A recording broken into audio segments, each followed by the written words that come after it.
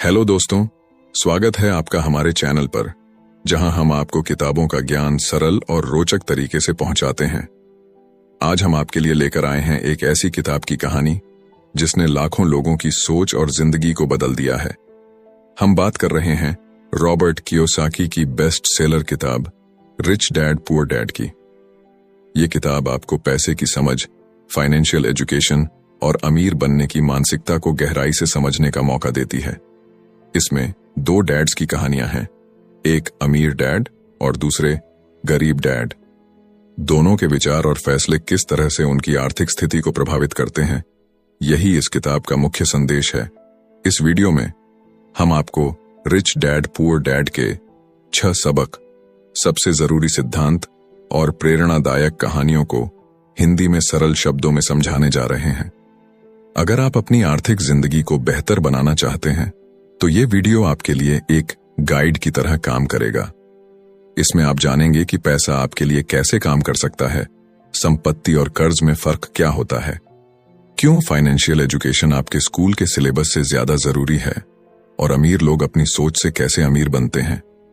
यदि आपको वीडियो पसंद आए तो इसे लाइक और शेयर करें और हमारे चैनल को सब्सक्राइब करना ना भूलें, क्योंकि हमारा लक्ष्य है कि हम आपको वो ज्ञान दें जो आपकी जिंदगी को एक नई दिशा दे सके। चलिए अब बिना देरी के शुरू करते हैं इस अद्भुत सफर को और जानते हैं कि रॉबर्ट कियोसाकी की इस महान किताब ने हमें क्या सिखाया है। तो बात ऐसी है कि रॉबर्ट कियोसाकी, जो कि इस किताब के लेखक हैं, उनके 2 पिता थे। उनके एक पिता जो कि पढ़े लिखे और PhD होल्डर थे, मगर जिंदगी भर गरीबी रहे और गरीबी में ही मरे। इसीलिए ना रॉबर्ट उन्हें पुअर डैड कहते थे। वहीं उनके दूसरे पिता बहुत पढ़े लिखे तो नहीं थे, लेकिन काफी अमीर थे, इसीलिए रॉबर्ट उन्हें रिच डैड बुलाते थे। तो अब ये सोचने की बात है कि किसी भी इंसान के एक ही वक्त में 2 पिता कैसे हो सकते हैं। तो इसका जवाब यही है कि उनके गरीब पिता यानी कि रियल पिता का एक ही सपना था कि रॉबर्ट खूब मेहनत से पढ़ाई करने के बाद किसी बड़ी सी कंपनी में नौकरी करके अपने भविष्य को सुरक्षित कर ले। मगर रॉबर्ट के दूसरे पिता जो कि अमीर थे, वो एक्चुअली में रॉबर्ट के दोस्त माइक के पिता थे और वो चाहते थे कि रॉबर्ट अपनी जिंदगी में कुछ चैलेंजेस को ले, क्योंकि सारे सबक सिर्फ स्कूल में ही नहीं सीखे जाते।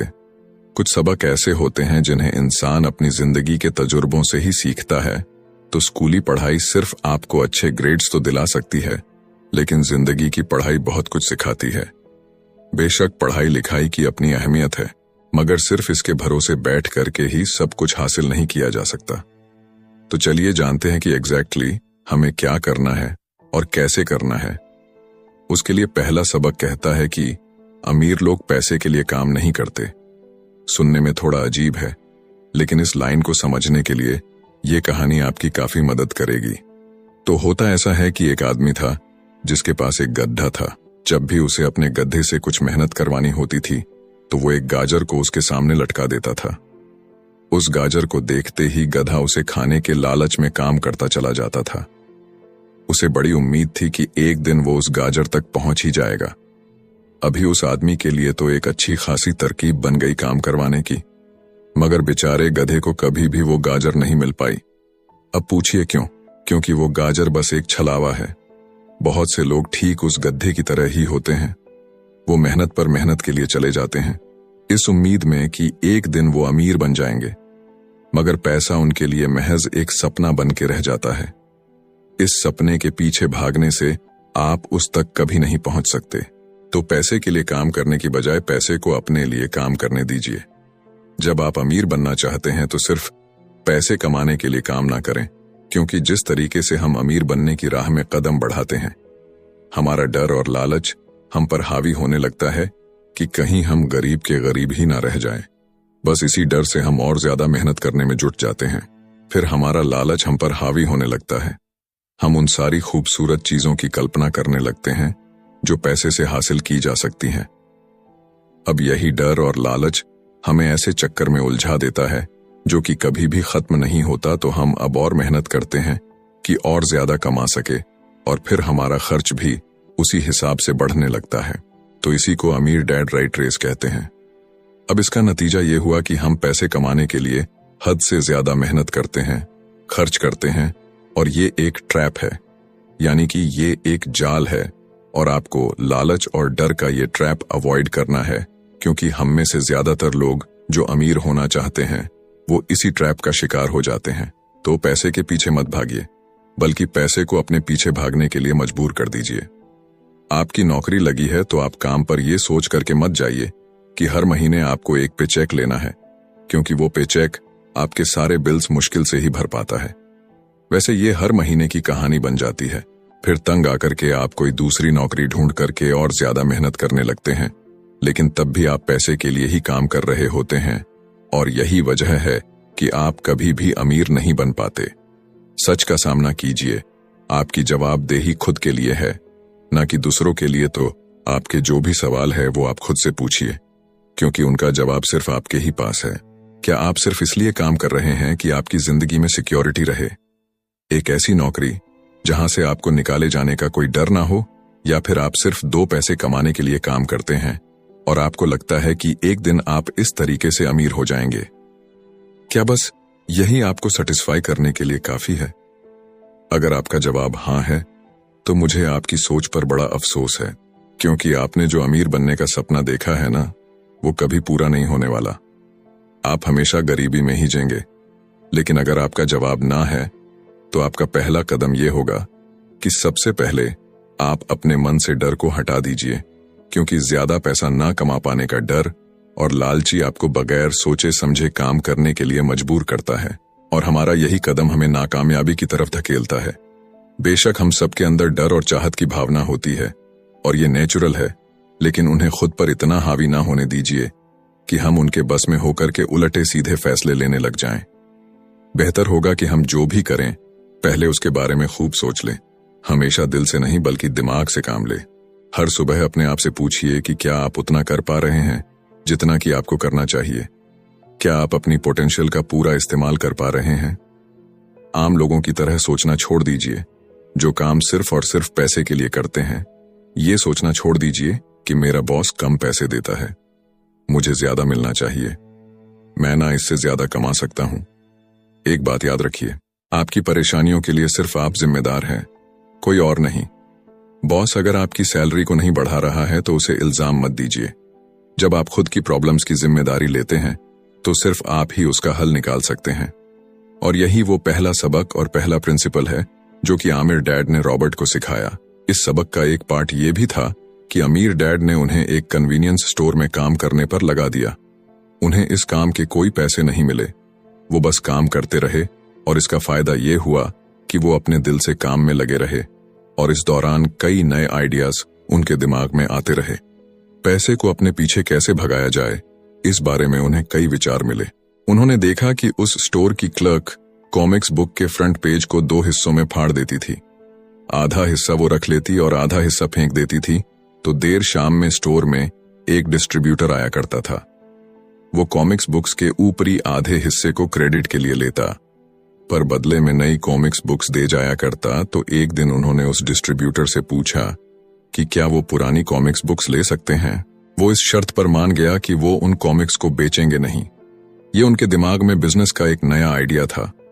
उन्होंने वो पुरानी कॉमिक्स बुक्स अपने दोस्तों और बाकी बच्चों को पढ़ने के लिए किराए पर देनी शुरू कर दी। बदले में वो हर किताब का 10 सेंट किराया वसूल करते थे। हर किताब सिर्फ 2 घंटे के हिसाब से पढ़ने के लिए दी जाती थी, तो असल मायनों में वो उन्हें बेच नहीं रहे थे। उन्हें उस गैराज पर काम भी नहीं करना पड़ा जहां से वो कॉमिक्स किराए पर देते थे। उन्होंने माइक की बहन को काम पर रखा, जिसके लिए उसे हर हफ्ते $2 दिया जाता, तो एक ही हफ्ते में उन्होंने $9.5 कमाए। और इस तरह उन्होंने सीखा कि पैसे को खुद के लिए काम करने दो, न कि आप पैसे के लिए काम करो। तो इसी के साथ अब आगे है दूसरा सबक, जो कहता है कि फाइनेंशियल लिटरेसी क्यों सिखाई जाए। कहने का मतलब यह है कि 1923 यानी कि 1923 में एज वाटर बीच होटल शिकागो में एक मीटिंग हुई। दुनिया के बहुत से लीडर और बहुत ही अमीर बिजनेसमैन इस मीटिंग का हिस्सा बने। इनमें से थे एक बहुत ही बड़ी स्टील कंपनी के मालिक चार्ल्स शवाब और सैमुअल इंसुल, जो कि उस वक्त की लार्जेस्ट यूटिलिटी प्रेसिडेंट थे, और बाकी कई और भी बड़े बिजनेसमैन। तो इस मीटिंग के 25 साल बाद इनमें से कई लोग गरीबी से मरे, कुछ ने खुदकुशी कर ली, और भी कईयों ने तो अपना दिमागी संतुलन तक खो दिया था। तो असल बात यह है कि लोग पैसे कमाने में इतने मशगूल हो जाते हैं कि वो ये खास बात सीखना भूल जाते हैं कि पैसे को रखा कैसा जाए। आप चाहे जितना मर्जी पैसा कमा लें, उसे बनाए रखना असली बात है। और अगर ये हुनर आपने सीख लिया तो अब किसी भी आड़े टेढ़े हालात, जो अक्सर कहा जाता है कि कोई इमरजेंसी आ गई या कोई अड्डी आ गई या कोई बुरा वक्त आ गया, तो आप उसका सामना आसानी से कर लेंगे। या हो सकता है कि अगर आप ठीक तरीके से प्लानिंग करें तो बुरा वक्त आए ही ना। वैसे लॉटरी में मिलियन जीतने वाले लोग कुछ सालों तक तो मजे से जीते हैं, मगर फिर वापस उसी पुराने हालात में पहुंच जाते हैं। तो अधिकतर लोगों के सवाल होते हैं कि अमीर कैसे बने या अमीर बनने के लिए क्या करें। इन सवालों के जवाब से अधिकतर लोगों को निराशा ही होती है, मगर इसका सही जवाब होगा कि पहले आप फाइनेंशियल लिटरेट बनना सीखें। देखिए, अगर आपको एम्पायर स्टेट बिल्डिंग खड़ी करनी है तो सबसे पहले आपको एक गहरा खड्डा खोदना पड़ेगा, फिर उसके लिए एक मजबूत नींव रखनी पड़ेगी। लेकिन अगर आपको एक छोटा सा घर बनाना हो तो एक 6 इंच कंक्रीट स्लैब डाल करके भी आपका काम चल जाएगा। मगर अफसोस तो इसी बात का है कि हम में से ज्यादातर लोग 6 इंच स्लैब पर एक एम्पायर स्टेट बिल्डिंग खड़ी करना चाहते हैं, और वो ऐसा करते भी हैं तो जाहिर सी बात है कि बिल्डिंग टूटेगी ही टूटेगी। गरीब डैड रॉबर्ट से बस यही चाहते थे कि वो खूब पढ़ाई करे, लेकिन अमीर डैड उसे फाइनेंशियली लिटरेट बनाना चाहते थे। ज्यादातर स्कूल सिस्टम बस घर बनाना सिखाते हैं, मजबूत फाउंडेशन नहीं। स्कूली शिक्षा और पढ़ाई की अपनी अहमियत है, मगर असल जिंदगी में यही सब कुछ नहीं है। और इसी के साथ आगे है तीसरा सबक, जो कि कहता है कि लायबिलिटीज और एसेट्स के बीच में फर्क समझे और हमेशा एसेट्स खरीदे। वैसे सुनने में ये बड़ी आसान सी बात लगती है ना, लेकिन यही एक नियम है जो आपको अमीर बनाने में मदद करेगा। अक्सर गरीब और मिडिल क्लास लोग लायबिलिटीज को यानी कि जिम्मेदारियों को एसेट्स समझ लेते हैं, यानी कि अपनी संपत्ति समझ लेते हैं। मगर अमीर जानता है कि असल में एसेट्स होते क्या हैं, और वो वही खरीदता है अमीर डैड। किस यानी कि KISS किस प्रिंसिपल में यकीन रखते हैं, जिसका मतलब है कीप इट सिंपल स्टूपिड। उन्होंने लेखक और उसके दोस्त माइक को यही सिंपल बात सिखाई, जिसकी बदौलत वो इतनी मजबूत फाउंडेशन रखने में कामयाब रहे। इसी की यही सिंपल बात है कि लायबिलिटीज यानी कि अपनी जिम्मेदारियों और एसेट्स यानी कि संपत्ति के बीच में फर्क को समझे और एसेट्स खरीदे। लेकिन अगर ये इतना ही सिंपल है तो हर आदमी अमीर होता है ना। मगर यहाँ पर मामला उल्टा है। ये एक्चुअली में इतना सिंपल है कि हर कोई इस बारे में सोचता तक नहीं है। लोगों को लगता है कि उन्हें लायबिलिटीज और एसेट्स के बीच में फर्क पता है, मगर उन्हें सिर्फ लिटरेसी के बारे में मालूम है, फाइनेंशियल लिटरेसी के बारे में नहीं। मतलब ये कि इनकम स्टेटमेंट को प्रॉफिट और लॉस का स्टेटमेंट मानकर चलना चाहिए। इसका सिंपल सा मतलब है कि इनकम यानी कि आपके पास कितना पैसा आया, और एक्सपेंस यानी कि आपके पास से कितना पैसा खर्च हुआ। बैलेंस शीट एसेट्स और लायबिलिटीज के बीच बैलेंस बताती है। बहुत से पढ़े लिखे अकाउंटेंट को भी ये पता नहीं होता है कि आखिर बैलेंस शीट और इनकम स्टेटमेंट कैसे एक दूसरे से जुड़े हैं। और अगर हम इस बात को समझना चाहें तो एसेट्स वो चीजें होती हैं जो आपके लिए पैसे कमाने का काम करती हैं। मान लीजिए आप कोई घर खरीद करके उसे किराए पर देते हैं, तो उसी किराए से आप वो लोन भी चुका सकते हैं जो आपने घर खरीदने के लिए लिया था। अब घर भी आपका हुआ और उससे मिलने वाला किराया भी। इसके उलट लायबिलिटीज आपकी जेब से पैसे खर्च करवाती है, जैसे कि घर खरीद करके उसमें रहने से आपको कोई किराया नहीं मिलने वाला। तो अब आप समझ गए होंगे कि अगर अमीर बनना है तो एसेट्स खरीदिए, और गरीब ही रहना है तो लायबिलिटीज। अमीर लोगों के पास ज्यादा पैसा इसलिए होता है कि वो इस KISS keep it simple stupid principle पर यकीन करते हैं। वहीं दूसरी तरफ गरीब लोग इस प्रिंसिपल को ठीक से समझ ही नहीं पाते। इसीलिए इस बात पर जोर दिया जा रहा है कि सिर्फ लिटरेट नहीं बल्कि फाइनेंशियल लिटरेट बनिए। सिर्फ नंबर से कुछ नहीं होता। फर्क तो तब पड़ता है जब आप अपनी कहानी खुद लिखे। अधिकतर परिवारों में देखा गया है कि जो मेहनती होता है उसके पास पैसा भी ज्यादा होता है, मगर उसका फायदा क्या? जब सारा पैसा लायबिलिटीज में ही खर्च हो जाए तो आइए समझते हैं कि मिडिल क्लास आदमी अपना पैसा किस तरीके से खर्च करता है। और अगर यही उनका तरीका रहता है तो सारी जिंदगी वो मिडिल क्लास ही बनकर रहेंगे, या क्या पता उससे भी नीचे चले जाएं, क्योंकि आप देख सकते हैं कि उनका सारा पैसा लायबिलिटीज यानी कि जिम्मेदारियों में ही खर्च हो रहा है। कभी मोर्टगेज, कभी रेंट, कभी car loan, house loan, credit card का बिल फीस, बिजली का बिल और भी ना जाने क्या क्या, उनकी सारी कमाई इसी में खर्च हो जाती है। दूसरी ओर गरीब लोग हैं जिनकी कोई लायबिलिटी तो नहीं है, मगर उनके कोई एसेट्स भी तो नहीं होते। वो भी पैसा कमाते हैं, सैलरी पाते हैं, मगर हर रोज के खर्चों में उनका सारा पैसा उड़ जाता है। माना कि एक गरीब आदमी $1000 कमाता है, उसमें से $300 वो अपने छोटे से घर के किराए में खर्च करता है, $200 उसके आने जाने का किराया, $200 टैक्स और $300 खाने और कपड़ों में खर्च हो जाता है। तो अब उसके पास बचा क्या? कुछ भी नहीं, और कभी कभी तो उधार लेकर के भी उसे काम चलाना पड़ता है, जिससे कि वो और भी ज्यादा गरीब हो जाता है। इसके विपरीत अमीर लोग एसेट्स खरीद के रखते हैं, फिर उनके वो एसेट्स उन्हें और पैसा कमा कर देते हैं। उनकी कमाई इस तरह 2 से 4, 4 से 8 होती जाती है। अधिकतर अमीर लोग दिमाग से काम लेते हैं और वो घर लोन पर लेकर उसे किराए पर लगा देते हैं। बिना मेहनत के हर महीने किराया मिलता है, जिससे वो अपना लोन भी चुकता कर लेते हैं।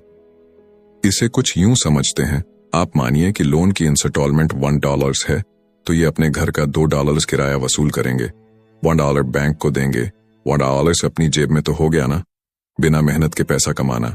तो एक्चुअली में अमीर डैड और गरीब डैड के बीच बस सोच का फासला है। अपना पैसा कैसे खर्च करें, सिर्फ यही मुद्दे की बात है और कुछ नहीं।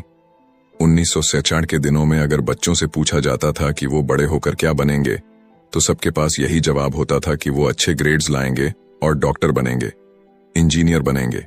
तब सबको यही लगता था कि अच्छे ग्रेड्स लेकर के वो बहुत पैसा कमा सकेंगे।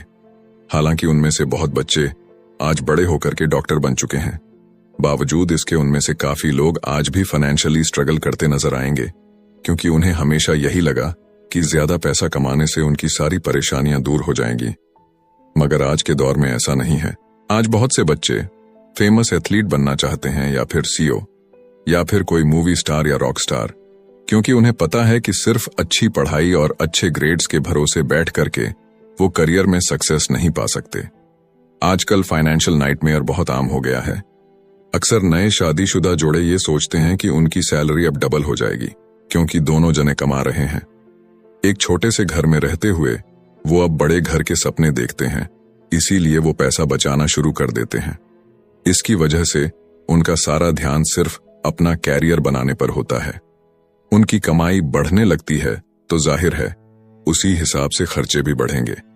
तो मुद्दा मामला ऐसा है कि अब जब आप फाइनेंशियल लिटरेट हुए बिना पैसा बनाते हैं या बिना सोचे समझे उसे खर्च करते हैं, तो होता यह है कि आप पहले से भी ज्यादा खर्चा करने लगते हैं। ये एक ऐसा चक्कर है जो फिर से चलता ही रहता है। नई जोड़े ने अब इतना पैसा कमा लिया है कि वो एक बड़ा घर खरीद सके। उन्हें तो यही लगेगा कि वो अब थोड़े अमीर हो गए हैं, मगर असलियत तो ये है कि बड़े घर के साथ उन्होंने नई लायबिलिटीज भी खरीद ली है। उनके कैश फ्लो में अब प्रॉपर्टी टैक्स का खर्च बढ़ गया है। अब उन्हें एक नई गाड़ी भी चाहिए, फर्नीचर भी चाहिए, सब कुछ नया। उनकी लायबिलिटीज बढ़ती ही चली जा रही है, और ज्यादातर होता यही है कि इनकम के साथ साथ खर्चे भी बढ़ने लगते हैं। फिर एक दिन अचानक इस सच्चाई का खुलासा होता है, मगर तब तक हम इस राइट रेस में बुरे तरीके से फंस चुके होते हैं। फिर ऐसे ही लोग हमारे लेखक रॉबर्ट के पास आकर के पूछते हैं कि अमीर कैसे बना जाए। अब यही सवाल तो मुसीबत की जड़ है, क्योंकि सबको लगता है कि पैसा ही हर चीज का इलाज है। ये मानना ही एक बड़ी गलती है। उनकी समस्या ये नहीं है कि वो ज्यादा पैसा नहीं कमा रहे, बल्कि ये है कि जो कुछ उनके पास है उसे हैंडल कैसे करें। वैसे एक कहावत है जो यहाँ पर लागू होती है, जब तुम खुद को एक गहरे गड्ढे में पांव तो और खोदना छोड़ दो। क्योंकि ज्यादातर लोग पब्लिक स्पीकिंग से घबराते हैं। मनोचिकित्सक यानी कि साइकेट्रिस्ट का मानना है कि लोग इसलिए घबराते हैं क्योंकि उन्हें रिजेक्शन का डर होता है, औरों से अलग होने का डर होता है। लोग हमारे बारे में क्या सोचेंगे या हम पर वो कहीं हंसेंगे तो नहीं, बस यही सोचकर कि ज्यादातर लोग पब्लिक स्पीकिंग से दूर भागते हैं। वो वही करना पसंद करते हैं जो सब कर रहे होते हैं। ऐसे लोग खुद को भीड़ का हिस्सा बना करके संतुष्ट हो जाते हैं। आपका घर आपका सबसे बड़ा एसेट है, लोन लीजिए। अरे अब तो प्रमोशन हो गया है, अब तो सैलरी बढ़ गई है, तो नया घर तो ले ही लो। यही सब बातें ना हम लोगों से सुनते आ रहे हैं, और फिर हम भी ना उसी रास्ते पर चल पड़ते हैं, क्योंकि जो सब कर रहे हैं वो जरूर से सही ही होगा। भाई इतने सारे लोग मिलकर के कोई गलती तो नहीं कर सकते ना, ऐसा हम सोचते हैं राइट, मगर नहीं, ऐसा बिल्कुल भी नहीं है। अमीर डैड ने कहा था कि जापानीज लोग 3 चीजों की ताकत जानते थे, तलवार, कीमती जवाहरात और शीशा। तलवार बाजुओं की ताकत का प्रतीक है, कीमती जवाहरात पैसे की ताकत का, और शीशा खुद के अंदर छुपी हुई ताकत को दिखाता है, और वही हमारी सबसे बड़ी ताकत है। जब आप खुद को जानते हैं शीशे के सामने, अगर आप खुद से सवाल पूछ सकते हैं कि मैं सही हूं या मुझे भी भीड़ का हिस्सा बनकर रहना चाहिए, तो जो जवाब आपको मिलेगा बस वही आपकी असली ताकत है। तो गरीब और मिडिल क्लास खुद को पैसे का गुलाम बनने देते हैं, इसीलिए वो कभी भी अमीर नहीं बन पाते। 16 साल के रॉबर्ट और माइक अमीर डैड के साथ हर उस मीटिंग में जाया करते थे जो वो अपने अकाउंटेंट, मैनेजर्स, इन्वेस्टर और एम्प्लॉयज के साथ रखा करते। यहां एक ऐसे अमीर डैड देखने को मिलते हैं जो पढ़े लिखे नहीं हैं, जिन्होंने 13 साल में ही स्कूल छोड़ दिया था, मगर आज वो मीटिंग कर सकते हैं और अपने नीचे काम करने वाले पढ़े लिखे लोगों को ऑर्डर देते हैं, उन्हें बिजनेस के टिप्स समझाते हैं। एक ऐसा इंसान जो भीड़ का हिस्सा नहीं बना, जिसने रिस्क लिया और जिसने लोगों की परवाह नहीं की, जिससे ये डर नहीं था कि लोग उसके बारे में क्या सोचेंगे। इन मीटिंग्स का नतीजा ये हुआ कि लेखक और उनका दोस्त दोनों स्कूली पढ़ाई में मन नहीं लगा पाए। जब भी उनकी टीचर कोई काम देती थी, उन्हें रूल्स के हिसाब से करना होता था, तो उन्हें एहसास हुआ कि स्कूली पढ़ाई किस तरीके से बच्चों की प्रतिभा को निखरने नहीं देती, उसे दबा देती है, उनकी क्रिएटिविटी को मारकर उन्हें एक सांचे में ढालकर इस समाज का एक मशीनी हिस्सा भर बना देती है। और उन्हें टीचर की इस बात से भी इनकार था कि अच्छे ग्रेड्स लाकर के ही सक्सेसफुल और अमीर बना जा सकता है। वैसे एक दिन रॉबर्ट की अपने गरीब डैड से बहस हो गई। उनके पिता का मानना था कि उनका घर उनके लिए सबसे बेस्ट इन्वेस्टमेंट है, मगर वो एक रेड रेस में भाग रहे थे। उनकी इनकम और खर्चे बराबर ही थे, उन्हें पूरा करने के लिए उनके पास एक पल की भी फुर्सत नहीं थी। यही बात रॉबर्ट उन्हें समझाना चाह रहे थे कि उनके पिता के लिए वो घर एसेट नहीं बल्कि लायबिलिटी है। घर पर उनके पैसे खर्च हो रहे थे, बदले में मिल कुछ नहीं रहा था। ये बात उनके गरीब डैड नहीं समझ पा रहे थे। तो बस यही फर्क था गरीब और अमीर डैड के बीच में। खैर, उनकी बहस तो चलती रही। उन्होंने अपने गरीब पिता को बताया कि अधिकतर लोगों की जिंदगी लोन चुकाने में ही निकल जाती है। जिस घर को वो खरीदते हैं उसके लिए वो 30 साल तक लोन भरते हैं, फिर एक और बड़ा घर लेते हैं और अपना लोन रिन्यू कराते हैं। अब घर की कीमत भी उसी हिसाब से बढ़ेगी या नहीं, ये निर्भर करता है। कुछ लोग ऐसे भी हैं जिन्होंने घर खरीदने के लिए एक बड़ी रकम ली थी, जितनी घर की कीमत नहीं थी उससे ज्यादा कर्ज उनके सर पर चढ़ गया। इसका सबसे बड़ा नुकसान लोगों को ये होता है कि वो बाकी जगह इन्वेस्टमेंट नहीं कर पाते, क्योंकि उनका सारा पैसा उस घर पर लगा है। उन्हें कभी इन्वेस्टमेंट करने का मौका ही नहीं मिल पाता और ना ही वो इस बारे में कुछ सीख पाते हैं, और इसी तरीके से कई एसेट्स उनके हाथों से निकल। अगर इसके बदले लोग सिर्फ एसेट्स पर ध्यान दें तो उनका फ्यूचर कहीं ज्यादा बेहतर हो सकता है। अब उदाहरण के लिए रॉबर्ट की पत्नी के पेरेंट्स एक बड़े से घर में शिफ्ट हो गए। उनका सोचना था कि अपने लिए बड़ा और नया घर लेना एक सही फैसला है, क्योंकि बाकियों की तरह उन्हें भी घर लेना एक एसेट्स लगता था।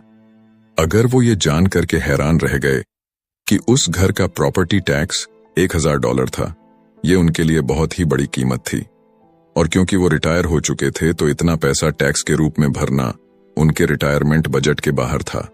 बेशक हम ये नहीं कह रहे कि आप एक नया घर ना लें, बल्कि हम समझाना चाहते हैं कि जितने पैसे से आप एक बड़ा घर लेंगे, उतने पैसे आप किसी एसेट में इन्वेस्ट करें तो बेहतर होगा। आपका एसेट आपके लिए कमाई करेगा और कुछ ही समय के बाद आपके पास इतना पैसा होगा कि आप आसानी से मनपसंद घर ले पाएंगे, और वो भी बिना किसी लोन के। तो अब सवाल यह है कि अमीर और ज्यादा अमीर क्यों होते रहते हैं, वही मिडिल क्लास आगे क्यों नहीं बढ़ पाते? इसके पीछे भी ना एक वजह है, और कारण एकदम सिंपल है। अमीर एसेट खरीदते हैं जो कि उनका पैसा दुगना करता रहता है। उस पैसे से उनके सारे खर्चे मजे में निपट जाते हैं, और मिडिल क्लास क्या करते हैं, वो तो बस महीने की एक तारीख का इंतजार करते हैं। जब उनकी सैलरी आई तो सारी की सारी सैलरी तो खर्चों को पूरा करने में खत्म हो जाती है, तो इन्वेस्टमेंट कहां से होगा? और फिर जब सैलरी बढ़ती है तो उस पर टैक्स भी बढ़ जाता है, और उसी हिसाब से बाकी खर्चे भी, और फिर अंत में वही राइट रेस चलती रहती है। कहने का मतलब ये है कि एक कर्ज में डूबा समाज जहां पर हम रहते हैं, मतलब ये कि अपने घर को एसेट समझना ही वो रीजन है जो कि हमें कर्ज के बोझ तले दबाती है। आज यही अधिकतर लोगों की सोच है। अगर सैलरी बढ़ी है तो लोग सोचते हैं कि अब वो बड़ा सा घर ले सकते हैं, क्योंकि उन्हें ये अपने पैसे का सही इस्तेमाल लगता है। इसके बदले अगर वो पैसा सही जगह लगाया जाए तो उनकी जिंदगी हमेशा के लिए बदल सकती है। लेकिन ऐसा हो नहीं पाता, क्योंकि उनका सारा वक्त हाड़ तोड़ मेहनत करने में चला जाता है। अपनी नौकरी को सेफ जोन समझ करके वे उससे अलग कुछ सोच ही नहीं पाते, और साथ ही उन पर कर्ज का इतना बोझ होता है कि वो नौकरी छोड़ने का रिस्क ले ही नहीं सकते। अब जरा खुद से सवाल कीजिए कि आज आप नौकरी छोड़कर बैठ जाते हैं तो कितने दिन आपका गुजारा चलेगा? क्योंकि अगर आप फाइनेंशियली लिटरेट नहीं है, अगर आपने सारी उम्र सिर्फ सैलरी के भरोसे ही काटी है और एसेट्स के बदले आपने लायबिलिटीज पाल ली है, तो यकीनन आपकी जिंदगी बहुत ही कड़ी चुनौती है। सिर्फ नेटवर्थ के भरोसे आपका काम नहीं चल सकता। नेटवर्थ बताता है कि आपके पास वाकई में कितना पैसा है, चाहे वो गैराज में पड़ी पुरानी कार के रूप में ही क्यों ना हो। अब भले ही वो कार कुछ काम की ना हो, जबकि वेल्थ का मतलब है कि आपके पास जो पैसा है उससे आप कितना और पैसा कमा रहे हैं। जैसे कि मान लीजिए कि आपके पास कोई एसेट है जिससे हर महीने मुझे $3000 की कमाई हो जाती है और हर महीने आपके $6000 खर्च होते हैं, तो मैं सिर्फ आधे महीने ही अपना गुजारा कर पाऊंगी। तो सल्यूशन ये होगा कि अपने एसेट से मिलने वाले पैसे को आप बढ़ा दें। जब वो $6000 आपको मिलने लगेगा तो आप रातों रात अमीर नहीं हो जाएंगे, मगर इस तरह आप वेल्थी होने लगेंगे। अब अगर आप अचानक नौकरी छोड़ते भी हैं तो आपके एसेट्स आपका सारा खर्च कवर कर लेंगे। अब वेल्थी तभी बन पाएंगे जब आपके खर्च आपके एसेट्स की ग्रोथ से कम रहे, और इसी के साथ आगे है चौथा सबक, जो कहता है कि अपने काम से काम रखें। दुनिया की सबसे बड़ी फूड चैन मैकडोनाल्ड के फाउंडर रे क्रॉकनी एक MBA क्लास में की स्पीच थी। ये 1947 की बात है। उनकी ये स्पीच बड़ी ही शानदार थी। लोगों को प्रेरित करने वाले स्पीच के बाद जब MBA क्लास के स्टूडेंट्स ने कुछ वक्त उनके साथ बिताने की गुजारिश की तो वो उनके साथ बियर पीने चले गए। बातों बातों में रे ने अचानक एक सवाल किया कि क्या आप लोग जानते हैं कि मैं किस बिजनेस में हूं? अब ये बात तो सबको मालूम थी कि वो हैमबर्गर बेचते थे। इस बात पर वो हंसने लगे और बोले कि उनका असल बिजनेस तो रियल एस्टेट है, क्योंकि मैकडोनाल्ड के लिए हर लोकेशन का चुनाव सोच समझ कर किया जाता है। जहां उसकी फ्रेंचाइज बनाई जाती है वो जमीन भी साथ ही बेची जाती है। तो इसका सीधा सा मतलब है कि मैकडोनाल्ड की फ्रेंचाइज खरीदने वाले को वो जमीन भी खरीदनी पड़ती थी। तो इस तरीके से ये एक रियल एस्टेट बिजनेस भी हुआ। यही सबक अमीर डेंड ने रॉबर्ट को सिखाया कि अक्सर लोग खुद के लिए छोड़ करके बाकी सबके लिए काम करते हैं। वो टैक्स पे करके गवर्नमेंट के लिए काम करते हैं, वो उस कंपनी के लिए काम करते हैं जहां वो नौकरी करते हैं, बैंक का मॉर्टगेज देकर उसके लिए काम करते हैं। और ये सब इसलिए क्योंकि हमारा एजुकेशन सिस्टम ही ऐसा है। स्कूल हमें एम्प्लॉय बनना सिखाता है, ना कि एम्प्लॉयर। जो आप पढ़ते हैं वही आप बनते हैं।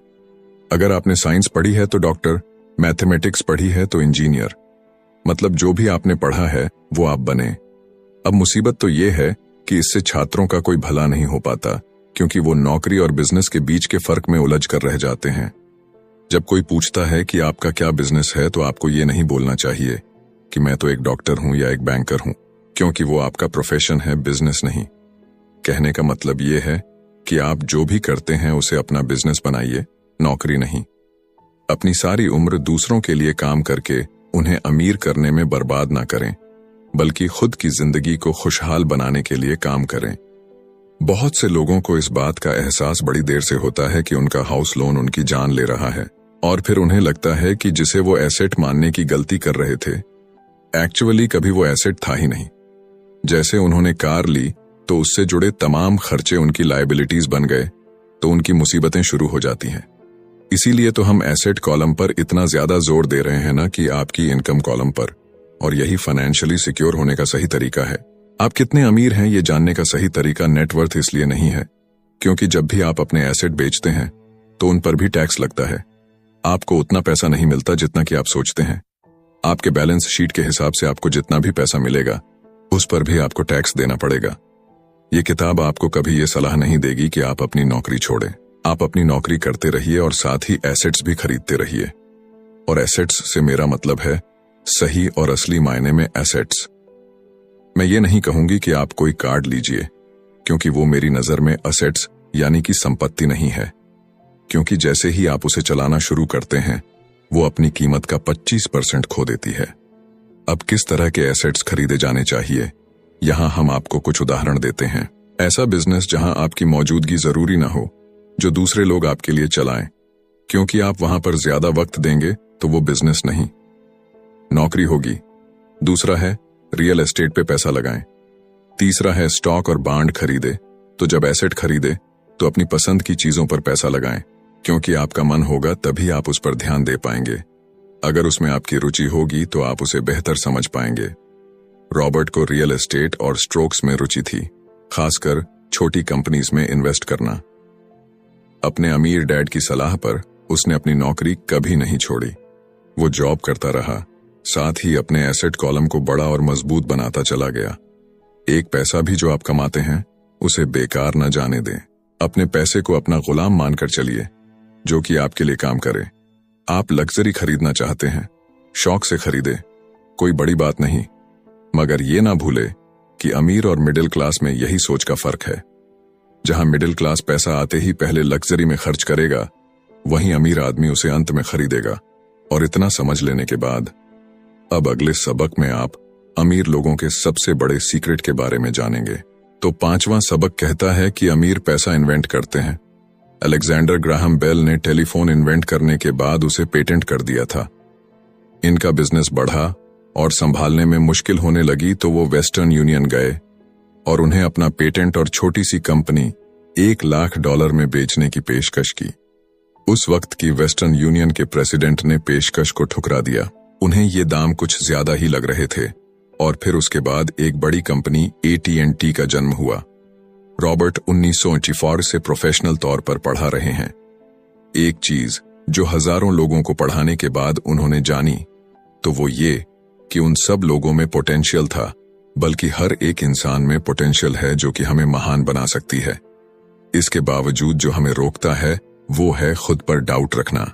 स्कूल छोड़ने के बाद हमें पता चलता है कि जिंदगी में आगे बढ़ने के लिए सिर्फ ग्रेड्स ही काफी नहीं होते। जैसे सिर्फ स्मार्ट लोग ही आगे नहीं बढ़ते, बल्कि वे बढ़ते हैं जो कि बोल्ड भी होते हैं।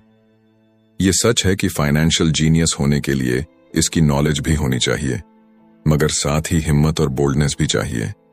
ज्यादातर लोग पैसे के मामले में कोई रिस्क नहीं लेना चाहते, मगर अमीर होने के लिए आपको रिस्क लेने ही पड़ेंगे, क्योंकि हो सकता है कि आने वाले सालों में एक नया बिल गेट्स पैदा हो या अगला अलेक्जेंडर और बाकी शायद दिवालियां बनकर गरीब हो जाए। अब ये आपकी मर्जी है, आप इनमें से क्या बनना चाहते हैं। अगर आप अपना फाइनेंशियल IQ बढ़ाते हैं तो बहुत कुछ हासिल कर सकते हैं, और अगर नहीं तो आने वाले साल और भी डरावने हो सकते हैं, क्योंकि हर पुराना जाता है तो नया आता है। तो जो आज है वही सबसे खुशहाल वक्त है। आज के दौर में लोग ज्यादा फाइनेंशियली स्ट्रगल कर रहे हैं क्योंकि उनकी सोच अभी भी पुरानी है। फिर वे अपनी गलती ना मानकर या तो अपने बॉस को इल्जाम देंगे या नई टेक्नोलॉजी को। जो कभी कल के दौर में एसेट था वही आज लायबिलिटी बन चुका है, तो आपको अपडेट रहने की जरूरत है। रॉबर्ट ने एक गेम डिजाइन किया जिसे वो कींच फ्लो कहते हैं। ये लोगों को सिखाता है कि पैसा कैसे काम करता है, अमीर बनने की राह क्या है और राइट रेस से बाहर कैसे निकले। ये सारी चीजें इस गेम से समझाने की कोशिश की गई है। एक दिन एक औरत आई। गेम खेलने के दौरान उसने एक बोर्ड कार्ड जीता, जिसका मतलब था कि उसने उस गेम में एक बोर्ड जीती। वो औरत बड़ी खुश हुई, मगर जब उसे पता चला कि वोट लेने के लिए तो उसे एक बड़ी रकम टैक्स भरनी होगी, तो उसकी खुशी गायब हो गई। वो वोट उसके लिए अब एसेट नहीं बल्कि लायबिलिटी बन गई। उसे पता चला कि ऐसे तो ये वोट उसकी जान ही ले लेगी। उसे ये आइडिया समझ में ही नहीं आया और रिफंड की मांग की। उसे उसके पैसे वापस मिल गए और वो चली गई, मगर बाद में उसने फोन करके बताया कि उसे अब गेम का आइडिया कुछ समझ में आने लगा था। वो उस गेम से अपनी लाइफ को जोड़ करके देख पा रही थी। पैसा कैसे काम करता है, इस बात को समझ ना पाने की वजह से उसका गुस्सा जायज था। हम भी अक्सर यही करते हैं, जो बात हमारी समझ से परे होती है उस पर गुस्सा आता है और हम जिंदगी की हर परेशानी के लिए उसे ब्लामे करना शुरू कर देते हैं। मगर अगर ठंडे दिमाग से सोचे तो ये तरीका एकदम गलत होगा। बेहतर होगा कि हम उन्हें समझने की कोशिश करें तो गेम ऑफ लाइफ जीत सकते हैं। बहुत से लोग कैश फ्लो गेम में खूब पैसा जीतते हैं, फिर उन्हें समझ ही नहीं आता कि उस पैसे का क्या करें, तो वो हैरान होने लगते हैं। इसकी वजह है उनकी पुरानी सोच जो आगे नहीं बढ़ने देती, और फिर वो बाद में सारा पैसा ही हार बैठते हैं। कुछ लोग कहते हैं कि वे हार गए क्योंकि उनके पास सही पत्ते नहीं थे। बहुत से लोग इस तरह जिंदगी में सही मौकों की तलाश में बैठे रहते हैं। कुछ लोग तो सही मौका मिलता भी है तो उसका फायदा नहीं उठा पाते क्योंकि वो कहेंगे कि उनके पास पैसा ही नहीं था। अब कुछ ऐसे भी होते हैं जिन्हें पैसा और मौका दोनों मिले, फिर भी वो कुछ हासिल नहीं कर पाए क्योंकि एक्चुअली में वो समझ ही नहीं पाए कि ये एक अपॉर्चुनिटी है। फाइनेंशियल इंटेलिजेंस का मतलब है कि आप पैसे को लेकर कितने क्रिएटिव हो सकते हैं। अगर आपको मौका मिलता है तो बगैर पैसे के आप क्या करेंगे, और अगर पैसा है मगर मौका नहीं तो उस सूरत में आप क्या करेंगे। ये सब आपकी फाइनेंशियल इंटेलिजेंस पर निर्भर करता है। ज्यादातर लोग इस बात का एक ही सॉल्यूशन जानते हैं कि खूब मेहनत करके खूब पैसा कमाया जाए, लेकिन आपको सीखना है कि अपने लिए मौका कैसे पैदा किया जाए, न कि उसके इंतजार में बैठे रहे। सबसे खास बात अमीरों की जो है वो ये है कि उन्हें पता है कि पैसा असली चीज नहीं है। असली चीज है इसका सही मतलब जानना, ये जान लेना कि जो हमें चाहिए वो हम इससे बना सकते हैं। हमारा दिमाग हमारे लिए सबसे बड़ा एसेट होता है। यही हमें सुपर रिच बना सकता है या सुपर पुअर, निर्भर करता है कि हम कैसे इसका इस्तेमाल करें। जो लोग सफल हैं उनके साथ कदम मिलाकर चलना है तो आपको ये सीखना पड़ेगा कि पैसा बढ़ाने की चाहत को खुद के अंदर कैसे पैदा करें। आपको अपने सबसे बड़े एसेट यानी कि आपके दिमाग को इन्वेस्ट करने की जरूरत है। आपको फाइनेंशियली इंटेलिजेंट होना पड़ेगा। तो आइए इसे हम समझते हैं एक उदाहरण से। 1990 के दशक में एरिज़ोना और फिनिक्स के आर्थिक हालात बुरे चल रहे थे। वहां के लोगों को हर महीने $100 बचाने की सलाह दी जा रही थी। बुरे वक्त के लिए पैसा बचाने का विचार कुछ हद तक सही भी है, मगर उस पैसे का क्या फायदा जो आप जमा करते जाते हैं। इससे तो अच्छा है कि उनका कुछ हिस्सा इन्वेस्ट किया जाए जो कि आगे चलकर आपको फायदा दे। खैर, बात करते हैं एरिज़ोना और फिनिक्स के लोगों की जो आर्थिक तंगी झेल रहे थे। ऐसे में इन्वेस्टर को ये एक बढ़िया मौका लगा। लोग जो अपनी प्रॉपर्टी अपने पौने दामों में बेच रहे थे उसे कई इन्वेस्टर्स ने हाथों हाथ खरीद लिया। रॉबर्ट ने भी $75,000 की कीमत वाला एक घर सिर्फ $20,000 में खरीद लिया। इसके बाद उन्होंने अर्तोनी के ऑफिस में एक ऐड दिया, $75,000 वाला घर सिर्फ $60,000 में। बस इसे लेने के लिए ग्राहक टूट पड़े। रॉबर्ट का फोन बजना बंद ही नहीं हो रहा था कि ये पैसा उनको उस एसेट से मिलने जा रहा था जो उन्होंने प्राइमरी नोट के रूप में ग्राहक से लिया था, और उन्हें ये पैसा कमाने में केवल 5 घंटे लगे। उन्होंने जो $40,000 इन्वेंट करे वो उनके एसेट कॉलम से क्रिएट हुए थे, और बगैर टैक्स के उन्होंने अचानक ही मिले एक मौके का फायदा उठाकर ये पैसा क्रिएट अपने इनकम कॉलम में ऐड कर लिए। कुछ सालों के बाद ही उनके इस बिजनेस ने इतना पैसा क्रिएट किया कि उनकी कंपनी की कार, गैस, इंश्योरेंस, क्लाइंट के साथ डिनर ट्रिप और बाकी चीजें सब कवर हो गईं। जब तक गवर्नमेंट उन खर्चों पर टैक्स लगाती, इनमें से ज्यादातर चीजें प्री टैक्स एक्सपेंसेस में खर्च हो चुकी थीं। कुछ सालों के बाद ही जो घर $60,000 में बिका था अब वो $1,10,000 का था। अभी भी उनके पास कुछ मौके थे, मगर वो इतने कम थे कि उनके लिए रॉबर्ट को एक वैल्यूएबल एसेट लगाना पड़ता, और अपना वक्त भी तो वो आगे बढ़ गए। उन्हें अब नए मौकों की तलाश करनी थी। अब आप एक सवाल खुद से कीजिए, मेहनत करना भी बहुत मेहनत का काम है। 50% टैक्स भरिए और बाकी बचाइए। अब वो सेविंग्स आपको 5% इंटरेस्ट देगी, और फिर उस पर भी आप और टैक्स भरे। इससे तो अच्छा होगा कि आप अपना पैसा और टाइम अपने सबसे पावरफुल एसेट यानी कि अपने दिमाग पर इन्वेस्ट करें और फाइनेंशियली इंटेलिजेंट बने। ये दुनिया कभी भी एक सी नहीं रहती, जो आज या कल नहीं होगा। कभी मंदी तो कभी तेजी का दौर चलता रहेगा। वक्त के साथ टेक्नोलॉजी और भी बेहतर होती जाएगी। आज मार्केट ऊपर है तो कल नीचे होगा। खासकर स्टॉक मार्केट तो हर रोज बदलता है, मगर इससे आपको क्या फर्क पड़ेगा? अगर आप फाइनेंशियली इंटेलिजेंट है तो क्योंकि आप तो हर हालात के लिए तैयार रहेंगे। आपको जिंदगी में बेशुमार मौके मिलेंगे जहां पर आप अपनी फाइनेंशियल इंटेलिजेंट का फायदा उठा सकते हैं। जरूरत है तो बस उन मौकों को लपकने की। अमूमन हम दो तरह के इन्वेस्टर देख सकते हैं। पहले वो जो पैकेज इन्वेस्टमेंट खरीदते हैं, और ये काफी आसान और बगैर झंझट का काम है। दूसरे इन्वेस्टर अपने लिए खुद ही इन्वेस्टमेंट क्रिएट करते हैं। इनको आप प्रोफेशनल भी कह सकते हैं। जितना ये इन्वेस्ट करते हैं उससे कई गुना ज्यादा पैसा बना लेते हैं। अब अगर आप इस तरह के इन्वेस्टर बनना चाहते हैं तो आपको खास तौर पर इन 3 स्किल्स को समझने की जरूरत है। पहली, ऐसी अपॉर्चुनिटी ढूंढिए जो कि बाकी न ढूंढ सके। याद रहे कि आपका दिमाग वो देख सकता है जो बाकियों की आंखें भी नहीं देख पाए। दूसरा है, पैसा बढ़ाइए। जब पैसे की जरूरत पड़े तो मिडिल क्लास केवल बैंक जाता है, मगर दूसरे टाइप के इन्वेस्टर पैसा बढ़ाकर के कैपिटल रेस करते हैं। उन्हें हमेशा बैंक की जरूरत नहीं पड़ती। और आगे ये तीसरा, स्मार्ट लोगों को ऑर्गेनाइज कीजिए। इंटेलिजेंट लोग वो होते हैं जो अपने से ज्यादा स्मार्ट लोगों के साथ मिलकर के काम करते हैं। इसीलिए इन्वेस्ट करने से पहले अपने इन्वेस्टमेंट एडवाइजर को चुनें। मुझे मालूम है कि यह सब आपके लिए कुछ ज्यादा है, मगर इसके रिवॉर्ड्स तो बड़े ही शानदार हैं। जिंदगी में रिस्क बहुत है, लेकिन उन्हें हैंडल करना सीख करके ही आप अमीर बन पाएंगे। और इसी के साथ आगे है 6वां सबक, सीखने के लिए काम करें, पैसे के लिए नहीं। तो बात ऐसी है कि एक बार एक जर्नलिस्ट ने रॉबर्ट का इंटरव्यू लिया था। रॉबर्ट उसके आर्टिकल पहले भी पढ़ चुके थे और उस जर्नलिस्ट के लिखने के स्टाइल से बहुत ही प्रभावित थे। इंटरव्यू जब पूरा हुआ तो उस जर्नलिस्ट ने रॉबर्ट को बताया कि वो एक मशहूर लेखिका बनकर उनकी ही तरह एक दिन फेमस होना चाहती है। तो रॉबर्ट ने उनसे पूछा, तो ऐसा क्या है जो उन्हें मशहूर होने से रोक रहा है? इस सवाल के जवाब में उस जर्नलिस्ट ने कहा, उनकी जॉब आगे नहीं बढ़ पा रही है। इस पर रॉबर्ट ने सुझाव दिया कि उस जर्नलिस्ट को कोई सेल्स क्लास ज्वाइन कर लेनी चाहिए। जर्नलिस्ट ने बताया कि उनकी एक दोस्त उन्हें पहले ही ये ऑफर दे चुकी है, मगर उन्हें ये छोटा काम लगता है। वो ये भूल गई थी कि रॉबर्ट खुद कभी सेल्स स्कूल जा चुके थे। तो इस बात का पॉइंट ये है कि अगर आपके पास कोई टैलेंट है जिसके दम पर आप कुछ पैसा कमाना चाहते हैं, तो आपका टैलेंट काफी नहीं होगा, क्योंकि उस टैलेंट को कैसे भुनाया जाए जब तक आप ये बात नहीं जानते, आपका टैलेंट यूं ही बेकार है। जब तक आप उसे लोगों के सामने पेश करने का हुनर नहीं सीख जाते, आप कुछ नहीं कमा सकते। तो बेचने की कला सीखने में कोई शर्म की बात नहीं है।